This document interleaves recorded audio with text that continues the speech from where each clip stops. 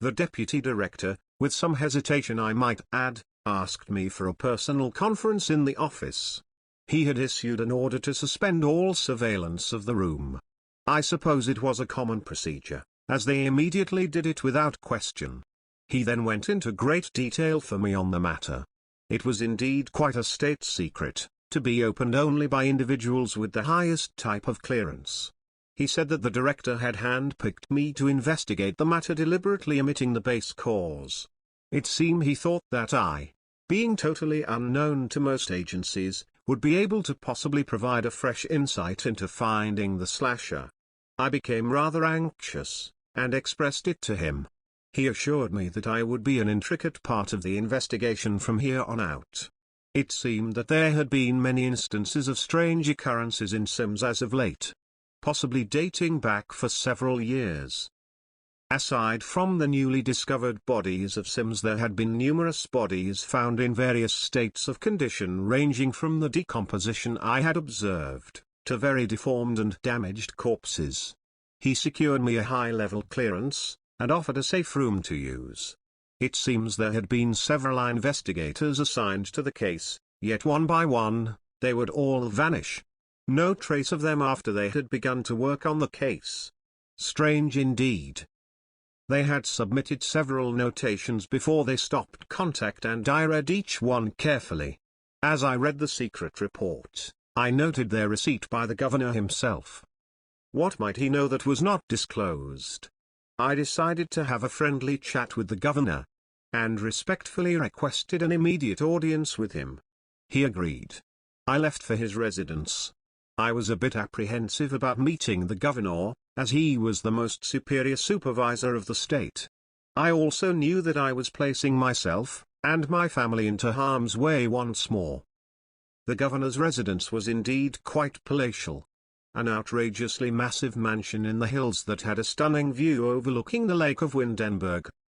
I thought that such material aggrandizing was a bit egocentrically oriented, but I remembered why I was here in the first place, and tried to not become overwhelmed by its opulence, nor his stature.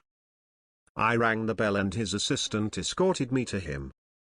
I ascended the grand staircase to the second-floor study with his assistant.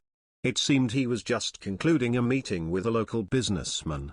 It was Mr. Goth, and I discreetly met his gaze and nodded a greeting. After his assistant had left, we sat and began our conversation. He did indeed have an aura of authority, but as he discussed the matter he held my gaze with keen interest in my reactions. He said that they had no clue to solve the case.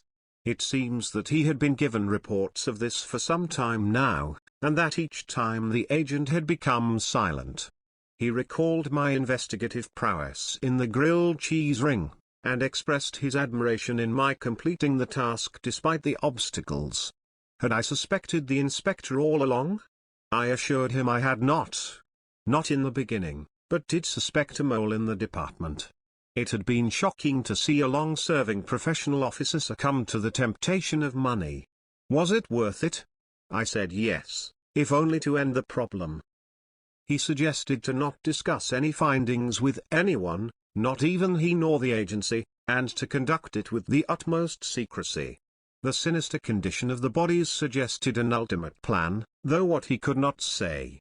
That would be up to me to decipher the clues. Was I up to the task? I assured him that I was, and quietly tried to assure myself of the same. I left to start. I would need a confidant in a position to investigate with access to a large database of information. Information possibly found in a large global library system of data. Much like that in a major university. I suppose you can see who held my attention in the matter, and I left to secure an immediate train transport to my destination. I rang Mrs. Pennybiggles and informed her I would be away on business for a bit. Would she mind catering to little Emily exclusively in my absence while I was gone? She assured me she would take good care of her.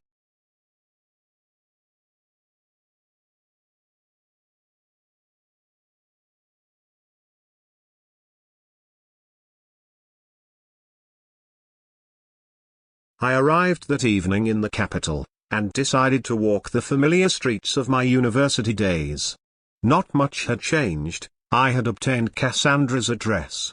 She resided in a rather exclusive sorority, and I went directly to her room. She greeted me warmly, and immediately led into an inquiry about my little Emily. She exclaimed Mrs. Penny Biggles was an excellent nanny. She had sat with her when she was baby. We bantered happily with one another. She was enjoying her year at school, and had risen to a top tier in her class. She was now studying psychology, with an emphasis on the criminal aspects. Jolly good girl she was. I explained, without too much detail, that I would like a small favor. If in her leisure time, would she mind doing a bit of research for me? Why, of course, you silly ninny, she exclaimed with her enchanting smile. It was silly to assume otherwise. I kept my definition of the word to myself. I asked her to research anything strange or possibly unexplained that might be in the history of Sims. Her brow raised as if to question my motives, but she understood my reluctance to discuss the working of my current case with her. She offered me a beer, some domestic brand favored by her friends, and I settled in for a sip. We again returned to light conversation, with her securing a promise that I would, perchance, allow her to entertain me with a supper sometime in the near future. I agreed and swore I would ring her when available. I did stress that, if she would, please keep the topic confidential. She agreed. We next just talked about football at her school, the latest fashions being worn, and the new bands she listened to. I knew none of them, but stayed polite with interest. Her voice was light and musical, and her eyes shone with the delight that is the property of the young at heart. It would be a good life for my young friend. I could tell she would be someone someday. And so, despite her objections for some further conversation, I explained that I had a rather long journey ahead of me. I bid her a fond adieu and left to make my way home. The ghosts of my young self chased me through the darkened streets that Eliza and I had traversed together not so long ago. I slowly made my way back to the trains. It would be a long ride home. I decided to swing into the local pub, and tried to reconcile my thoughts. The friendly barmaid was a treasure, and she lifted my spirits completely. She made a fine scotch and soda, if I do say so. She reminded me that every new beginning comes from some other beginning's end. Truly gracious she was. I arrived home and was greeted by Mrs. Penny Biggle. Everything was quite fine at home and Emily had missed her father's presence. She had good news of a sort. Emily had grown her first tooth. She added I should exercise caution, as she was now prone to give a sharp bite. She said Emily was playing with her dolls and I ran to her and scooped her into my arms. We made our way inside to read a cartoon book, and to share some quality time together. And so my friends, until we meet again I will bid you a fond farewell.